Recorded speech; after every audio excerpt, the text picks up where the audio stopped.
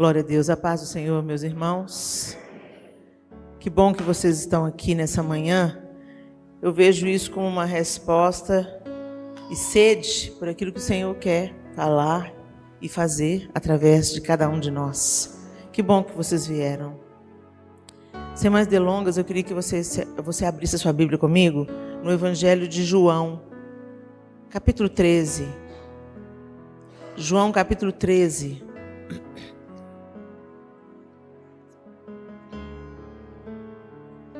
Segundo o relato de João no seu Evangelho, a partir do verso 1 do capítulo 13, ele conta: Ora, antes da festa da Páscoa, sabendo Jesus que já era chegada a sua hora de passar deste mundo para o Pai, como havia amado os seus que estavam no mundo, amou-os até o fim. E acabada a ceia, tendo o diabo posto no coração de Judas Iscariotes, filho de Simão, que o traísse, Jesus, sabendo que o Pai tinha depositado nas suas mãos todas as coisas, e que havia saído de Deus e ia para Deus, levantou-se da ceia, tirou as vestes e, tomando uma toalha, cingiu-se. Depois, deitou água numa bacia e começou a lavar os pés aos discípulos e enxugar-lhes com a toalha com que estava cingido. Aproximou-se, pois, de Simão Pedro, que lhe disse: Senhor, tu lavas-me os pés a mim?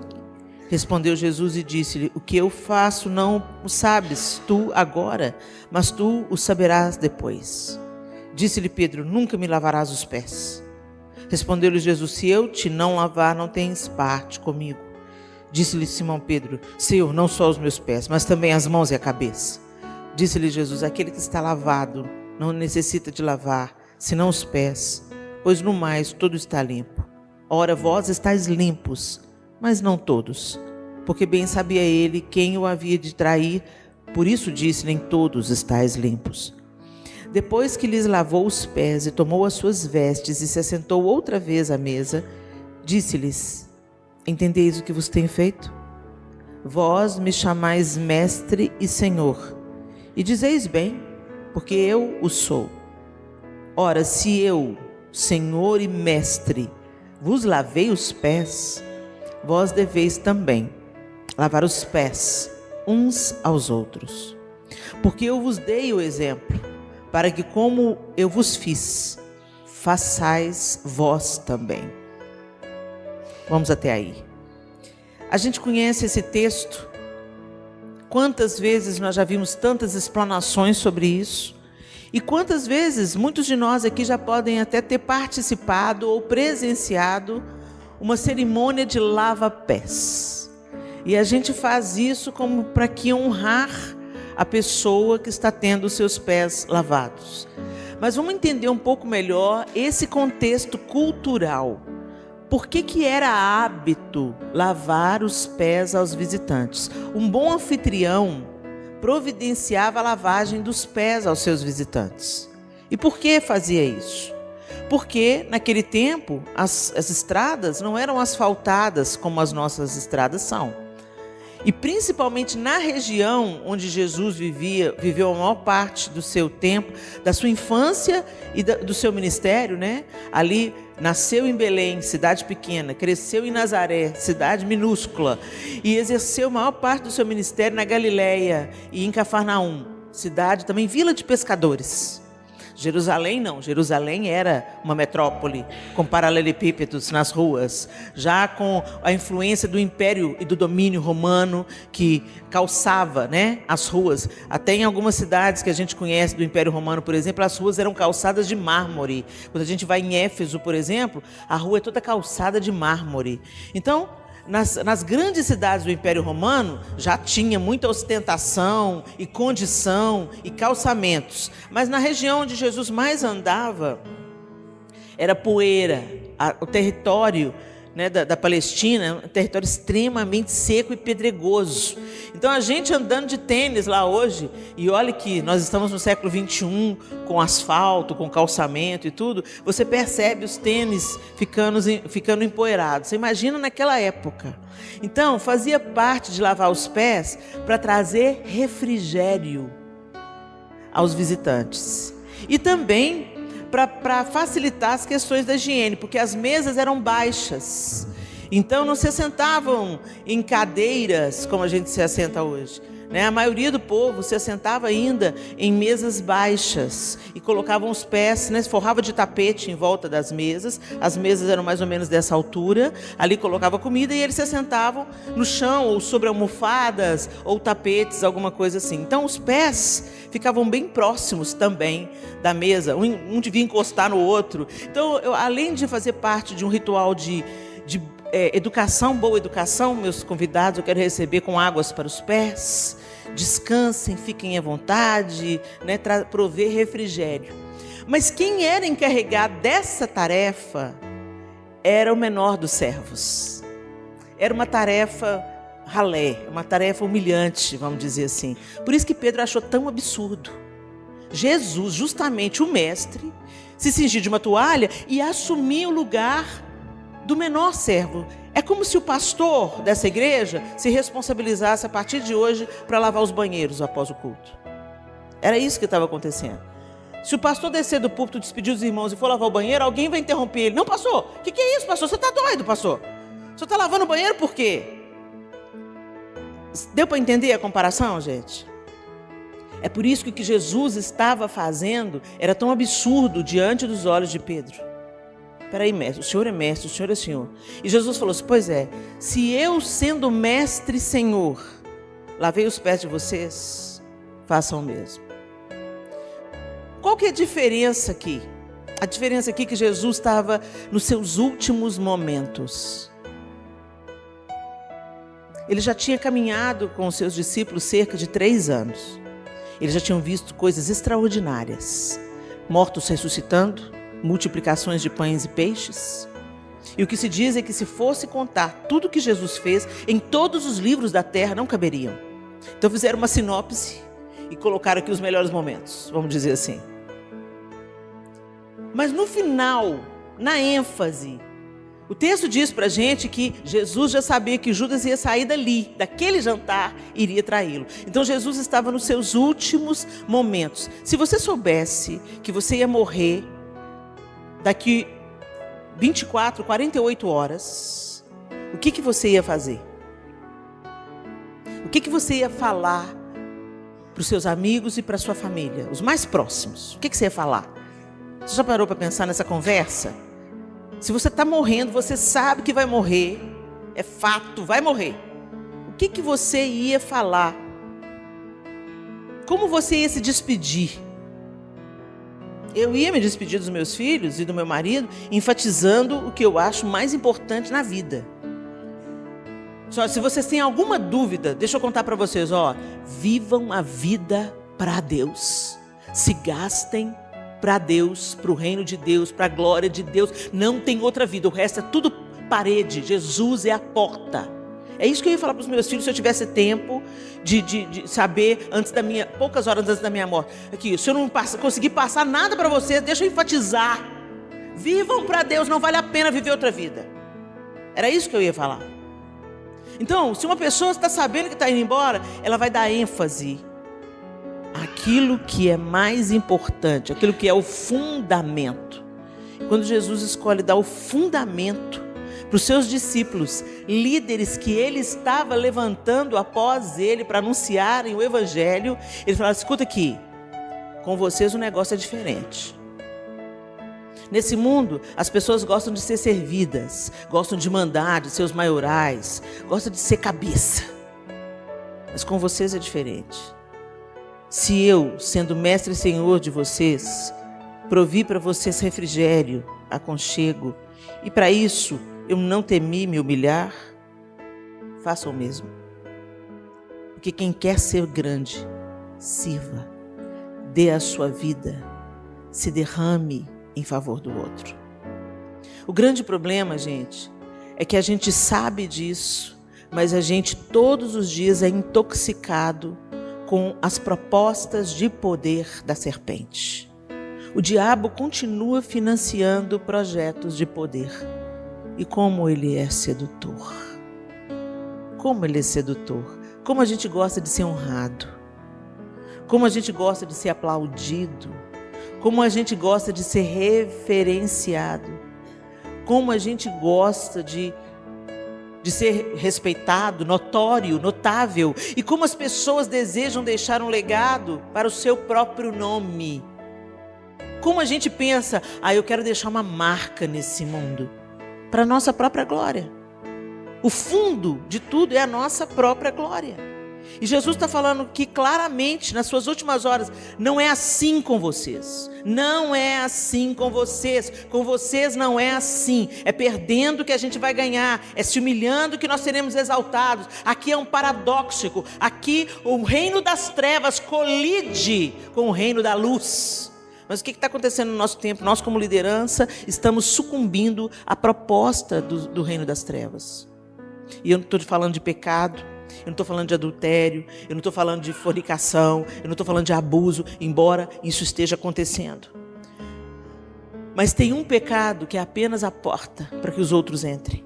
Quando vem a prostituição, quando vem o adultério, quando vem a mentira, quando vem o roubo, é porque outro pecado já abriu a porta. O orgulho. Todos os dias a nossa carne tem que ser humilhada. Todos os dias nós devemos voluntariamente, como líderes, nos cingir da toalha e lavar os pés uns aos outros. E eu não estou falando de literalidade. Como a gente faz cerimônia do lava-pés, e uma grande hipocrisia, porque normalmente quem está sentado tendo o pé lavado já é uma pessoa reconhecida e respeitada. Eu não conheço nenhum, eu não vi, já ouvi falar que já teve, mas eu nunca vi uma cerimônia de lava-pés onde o faxineiro da igreja estava sendo honrado publicamente, onde o pastor estava, o apóstolo, o bispo, estava cingido de uma toalha, lavando literalmente os pés do faxineiro da igreja, do diácono, da irmã do grupo de oração.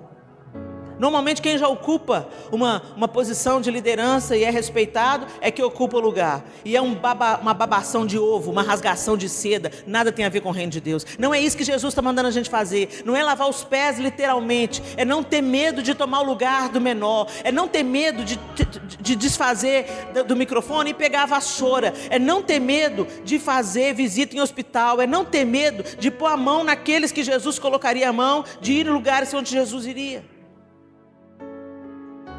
É isso que Jesus está deixando aqui como legado. Não é sobre o nosso nome. O meu nome não interessa.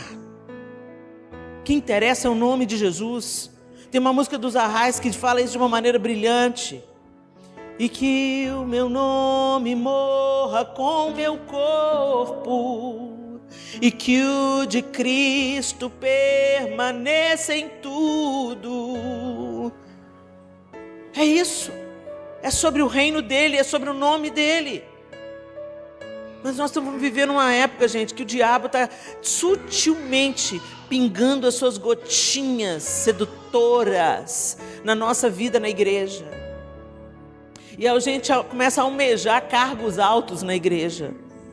Eu quero ser a fulana de tal. A gente gosta dos títulos que nos antecedem. Eu sou pastora, eu sou bispa.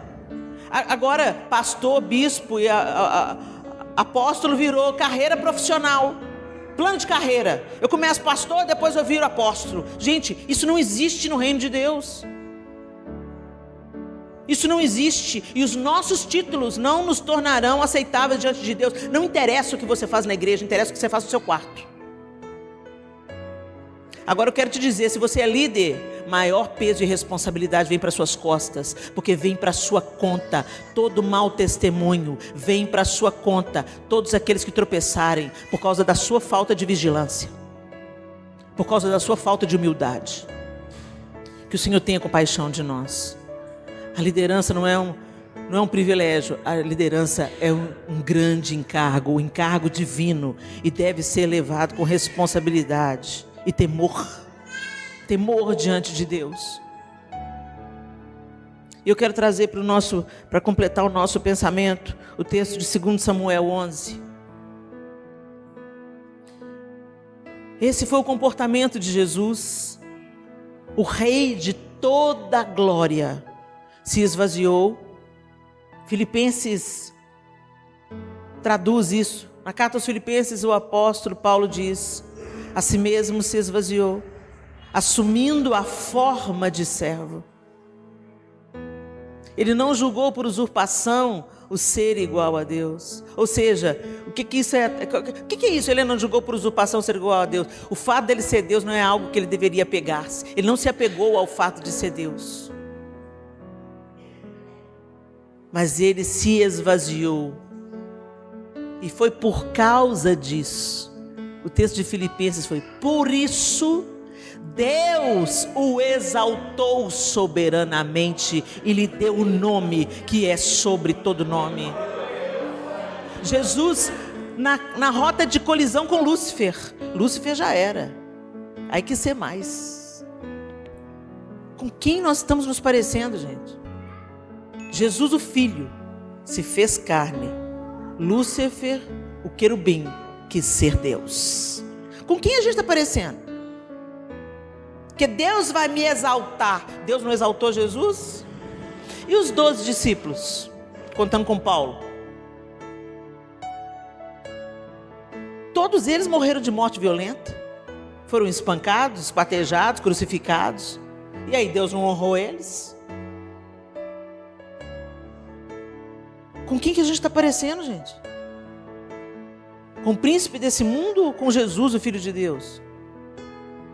A dia nós estamos nos tornando líderes mais humildes, mais servos, menos afetados, ou a gente está usando o título que Deus nos deu, ou e até o nome de Jesus, para ser poderoso na terra.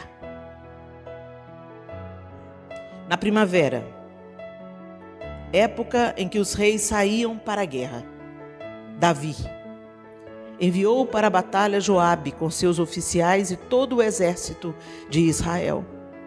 E eles derrotaram os amonitas e cercaram Rabá. Mas Davi permaneceu em Jerusalém. 2 Samuel 11, gente, verso 2. Uma tarde, Davi levantou-se da cama e foi passear pelo terraço do palácio. No terraço, viu uma mulher muito bonita tomando banho e mandou alguém procurar saber quem era. Disseram-lhe: é Betseba, filho de Eliã e mulher de Urias, o hitita. Davi mandou que a trouxessem e se deitou com ela, que havia acabado de se purificar da impureza da sua menstruação.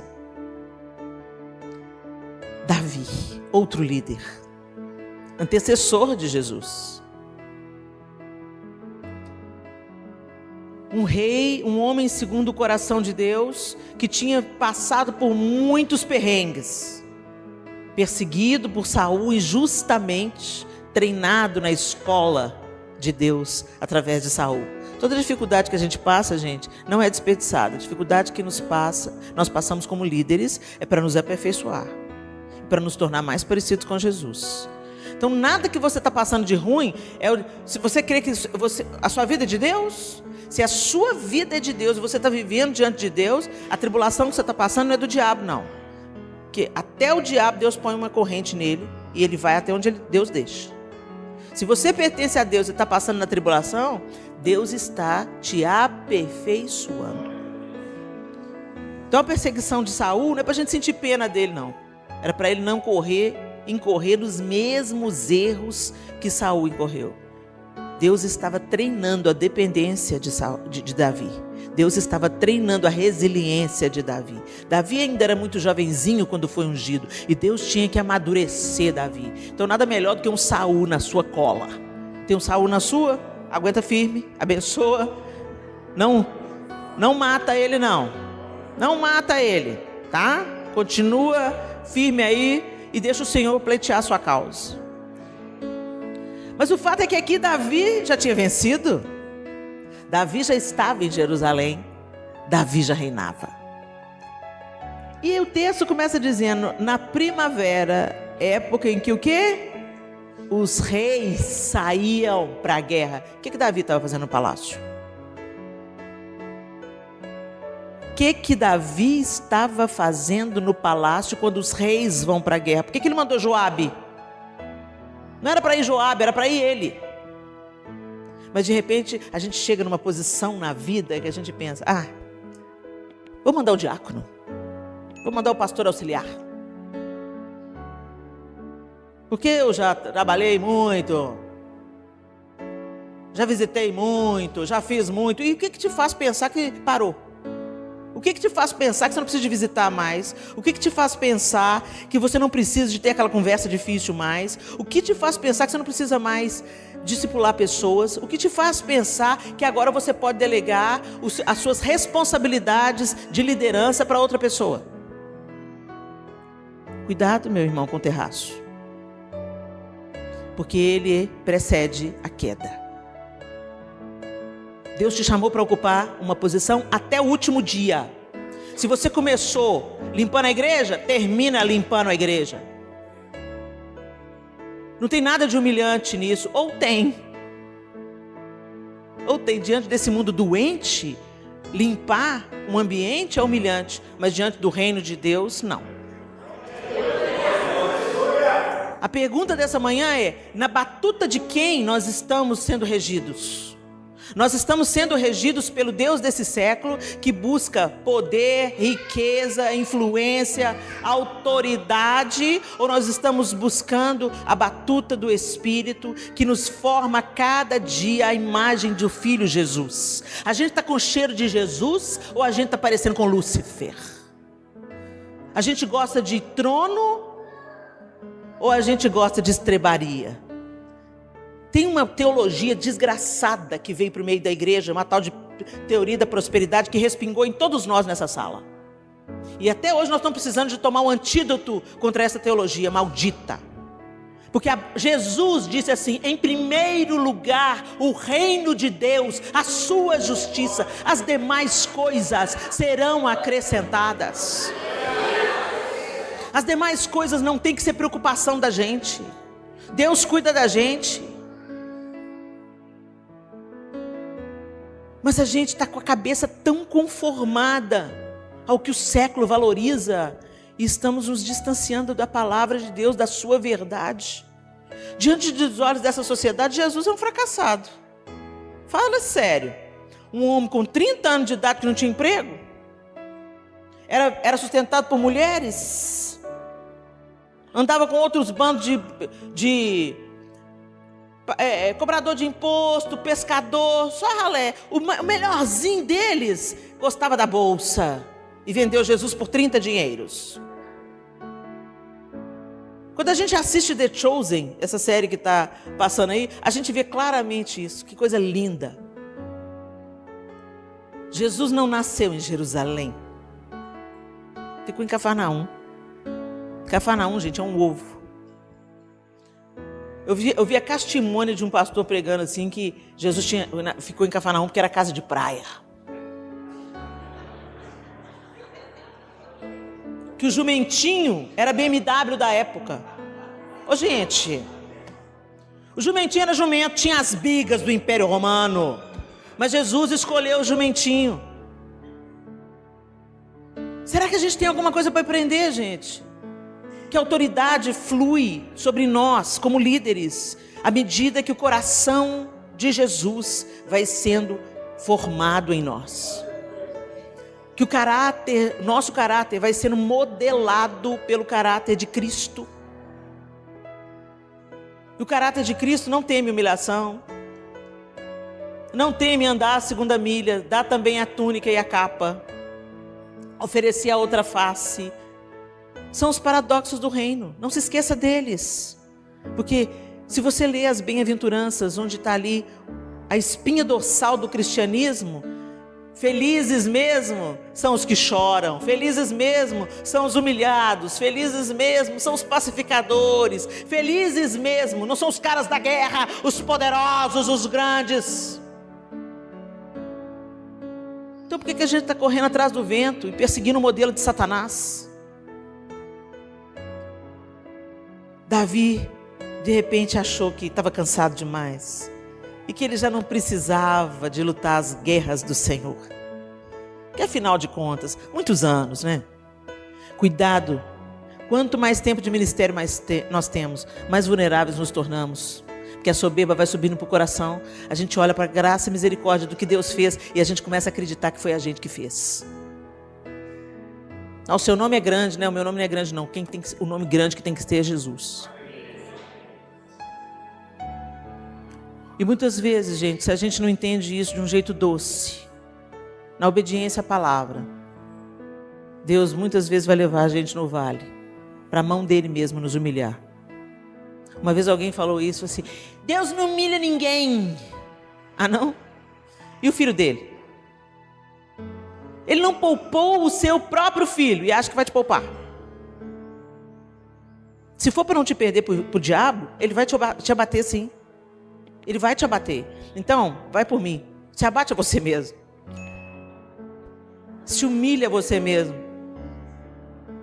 Porque é melhor você se humilhar voluntariamente do que ter a mão de Deus no seu peito te resistindo. Às vezes você pensa que é o diabo contra o seu ministério. A Bíblia fala assim: Deus resiste ao soberbo. Sabe o que é resistir? Vem cá, bem. Como é que o João pode me resistir?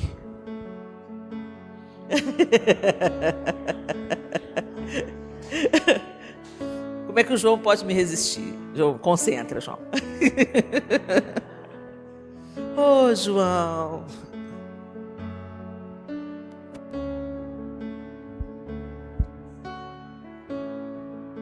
Você não vai querer a mão de Deus no seu peito. Ele resiste aos soberbos, mas aos humildes Ele concede sua graça. Fique comigo.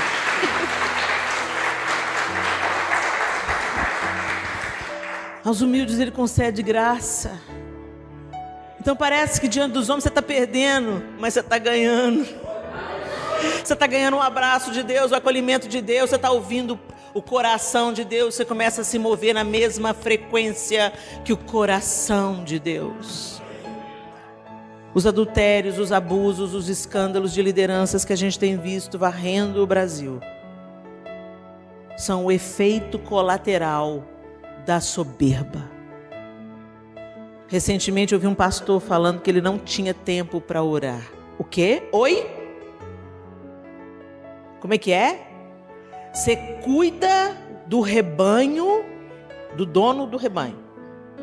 Você pastoreia o rebanho de Jesus. Porque o rebanho é dele, foi ele que comprou. Um alto preço. Pastor não é dono de ovelha. Pastor é cuidador de ovelha. Prestaremos contas a Deus daquelas ovelhas que Ele traz para a nossa mão. Então não precisa, você é pastor, está perdendo suas ovelhas, não precisa preocupar não. Pergunta para Deus se você está fazendo o que é certo, se você está caminhando certo, se você está dando a comida certa para suas ovelhas. É sempre um lugar da gente estar perguntando para Deus: Senhor, eu estou exercendo liderança do jeito que o Senhor quer ou do jeito que eu quero? Me corrige, me ensina, me exorta, porque eu quero fazer do seu jeito, porque o Senhor que é o dono. Então não tema, se o Senhor deu para 1.000 ovelhas para cuidar e deu para você 7. Seja fiel naquilo que Deus te deu. Para de comparar, para de competir. Deus nos dá o que a gente aguenta. Então seja feliz com aquilo que Deus te deu e fiel com aquilo que Deus te deu. Mas eu cuido do rebanho do dono e eu não converso com o dono? A oração, gente, não é um ritual. A oração é um relacionamento. Se eu me relaciono com alguém, eu converso com esse alguém. Eu converso através da oração e escuto através da palavra. Então a leitura bíblica também não é para dar o check na minha obrigação religiosa. A leitura bíblica é porque Deus pode me falar hoje. Deixa eu ouvir o que Deus tem para me falar hoje, o que Ele quer me mover hoje. E você lê um texto 300 vezes e na 300ª vez, Ele te fala algo totalmente novo. Essa é a vida, a palavra de Deus é viva. E ela falou para os homens há milhares de anos atrás e ela está falando para a gente hoje. Esse que é o poder dessa palavra. Nenhum livro faz isso. Os livros ficam obsoletos, a palavra de Deus é eterna. Embora o que está se dizendo aí fora, né? É claro que eu tinha que desacreditar a palavra de Deus. É o sistema do anticristo. Agora um pastor, um líder, Conversa com Deus. Gente, isso é fundamento. Isso é o mínimo. Conversa. Dialoga com Deus. Eu falo pela oração. Eu ouço pela palavra. Ah, mas eu conheço uma profeta. Se Deus quer te falar pela profecia, o profeta te encontra. Para de fazer dos profetas de Deus pais de santo. Quer ouvir a voz de Deus? Leia a Bíblia. Leia a Bíblia. Leia a Bíblia. Leia a Bíblia. Se Deus quer te falar algo, Ele vai, através da profecia, o profeta te encontra. É incrível, Deus levanta uma pessoa no meio da rua que nunca viu sua fuça e te usa a pessoa e fala com você.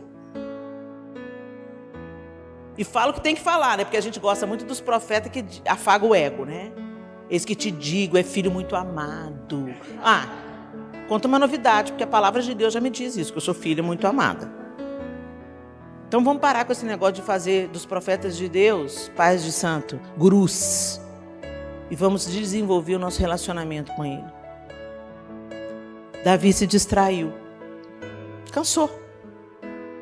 Achou que agora era rei. Tinha tanta gente para fazer o serviço dele, né? Joabe era um cara trabalhado na guerra, de confiança. Eu não estou falando de ativismo, não, gente. Estou falando que o pastor tem que abraçar tudo, não delegar tarefas, não compartilhar afazeres. Não, a gente não é super-homem, super-mulher, não. Líderes precisam de aprender a descansar, obedecer a Deus até no descanso. A gente fala que domingo é o dia do descanso, o dia do Senhor. Mentira. Mentira.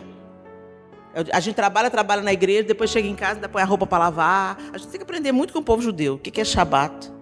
O que é parar mesmo e contemplar Deus? Que é contemplando Deus que a gente é recarregado, recarrega a bateria. Aí tem um tanto de pastor suicidando, infartando. Por quê? Ativismo. Porque tem que fazer para postar no Instagram. A batuta de Lúcifer através do Deus desse século. O dinheiro, a cobiça, o poder. É muito sutil, gente. É sutil. Mas é mortal, como foi para Davi. Mal sabia Davi que aquela maldita manhã, que ele foi só dar uma voltinha no terraço, que ia custar a família dele. Porque não ficou só no adultério, não ficou só no filho morto, fruto do adultério, e não ficou só no assassinato de Urias. Embora isso já fosse suficiente, é desgraça suficiente. Mas depois veio a consequência dentro da própria casa. Um de seus filhos estupra meia-irmã, o outro vinga o sangue e se deita com as mulheres e as concubinas do pai diante de todo Israel. Isso tudo foi previsto por Natã quando ele veio dar o serviço do que Deus tinha achado do adultério dele com Betseba. E abre parênteses. Deus chamou Betseba de cordeirinha. Ela ficou indefesa diante do predador que o rei se tornou. Mulheres não tinham voz naquela época. Eu já ouvi mulher falando assim, quem era? Por que foi tomar banho no terraço? Quem estava no terraço era Davi. Lugar alto da cidade, até hoje é. Quando você vai na cidade de Davi hoje, você vê tudo embaixo. Ela devia estar dentro da casa dela, muito provavelmente, tomando banho. Era a casa dela, o recinto da casa dela. Quem estava no lugar errado era Davi. E quando Deus veio corrigir, não mandou recado para Betseba, mandou recado para Davi. E comparou Betseba a uma cordeirinha. E tornou Betseba a mãe do herdeiro. Porque foi do ventre de Betseba que veio Salomão. Aí a gente vê como é que Deus tem outro olhar. Foi um líder no lugar errado, achando que já era grande o suficiente e que podia mandar o seu oficial no lugar para a guerra. O mesmo oficial que ele mandou executar Urias. Põe Urias na linha de frente. Olha o que poder desgovernado faz. Olha o que poder alucinado pelo poder, o poder alucinado por mais poder faz. Que Deus tenha misericórdia de nós como liderança. Não menospreze o seu poder de destruição.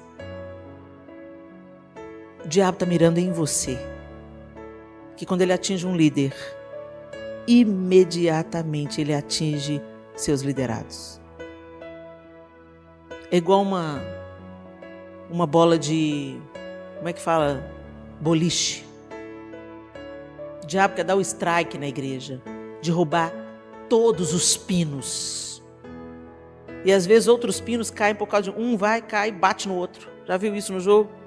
Pois é. Você é líder. O diabo está com a mira em você. Então se achegue ao rei. Seja leal ao seu chamado até o último dia. Eu aprendi com o meu líder, com o meu pastor, uma frase que eu vou levar para o resto da vida. Não interessa o que você fez no início, não interessa como é que está o meio, como termina é que conta. Como termina é que conta. Como é que vai ser o meu último dia? Eu vou ser encontrada fiel. Eu vou ser encontrada com um coração humilde no último dia. Eu vou ser encontrada mais parecida com Jesus no último dia do que eu fui no primeiro. Essa é a nossa busca. Jesus deixou isso muito claro. E o exemplo de Davi grita para a gente na palavra de Deus. Humilhai-vos, pois, debaixo da potente mão de Deus, e Ele vos exaltará. E eu quero te dizer, nem sempre Ele vai te exaltar diante dos homens. Em algumas ocasiões, sim, Ele pode te exaltar. Mas quando esse dia chegar, lembre-se que a vida é cíclica. Ele nos leva no alto do monte e depois, gentilmente, Ele nos conduz ao vale para que o nosso coração não se ensoberbeça. Graças a Deus, porque a vida é cíclica. Quando chegar o seu tempo de vale, seja grato. Quando chegar o seu tempo de alto da montanha, seja humilde. Compreendendo que tudo que nós temos é graça de Deus. É tudo sobre Ele, para a glória dEle. Que a gente viva os nossos dias cada vez mais parecidos com Jesus. Que as pessoas olhando no nosso jeito de tratar as pessoas, no jeito de reagir. Que a gente pode fazer um personagem, gente. A gente pode se fingir de santo. A gente pode se fingir de humilde. Mas uma hora ou outra, a máscara cai. Porque a gente não controla a reação. Reação é quando te sacode e o que está dentro vem. Então, quando você está com raiva, você solta palavrão. É o que está aí ainda. Quando você está com raiva, você quer vingança? É o que está aí ainda. É o velho homem aí, ó. Que você tem que matar todo dia, todo dia, todo dia, todo dia. Que o Senhor nos ajude. Senhor, nós bendizemos o Senhor por essa manhã. Nós agradecemos pela Tua palavra bendita. E ó Senhor, nós te pedimos, dá-nos um coração como o Teu, Jesus. Nos perdoa, Senhor, por acreditarmos e desejarmos os projetos de poder da serpente, Senhor. Nos perdoa porque Lúcifer continua patrocinando projetos e até disfarçado de bênção do Senhor. E nós estamos caindo na armadilha de Satanás. Nosso coração se envaidece. Secretamente nós temos arrobos de vaidade, Senhor. Não damos a glória que é devida ao Senhor. Não buscamos o caminho da auto-humilhação voluntariamente como um remédio. Ajuda-nos, Senhor, pela Tua graça, a abraçar quem o Senhor abraçaria, a ir onde o Senhor iria, a enxergar como o Senhor enxerga. Coloca o Teu coração, os Teus olhos em nós, Senhor, que a gente não seja Seu corpo, só de falácia, mas que sejamos nessa terra Suas mãos, Seu abraço, Seu coração, Seus pés. Ajuda-nos, Senhor, que a gente não tema ser humilhado, porque quando a gente é humilhado, que o Senhor é exaltado. Que o Teu nome seja glorificado em nós, Senhor. Que o Teu Espírito Santo nos desintoxique, Senhor. Nos cure, e remova do nosso coração as embaixadas de Lúcifer. Em nome de Jesus. Amém e amém. Se encha da palavra, porque enchendo-nos da palavra, que o Espírito Santo tem material para trabalhar em nós. Então põe para dentro. Às vezes você não sabe os nutrientes que estão no prato, né? Às vezes você faz um prato bonito, colorido, pensa assim, aqui é saudável. Mas você não sabe exatamente onde que está o zinco, onde que está, a não ser que você seja um nutricionista. Mas você sabe que é saudável e o que não é saudável. Aí a gente vai pondo para dentro o que é saudável. Porque no dia da adversidade, o seu corpo tem como reagir. A palavra de Deus é assim. Coloca para dentro. Mesmo que você não entenda tudo, mesmo que você não saiba tudo, coloca para dentro. Porque é nutriente para o seu espírito reagir diante de uma mentira bem contada e convincente de Satanás. Que Deus nos ajude e nos abençoe.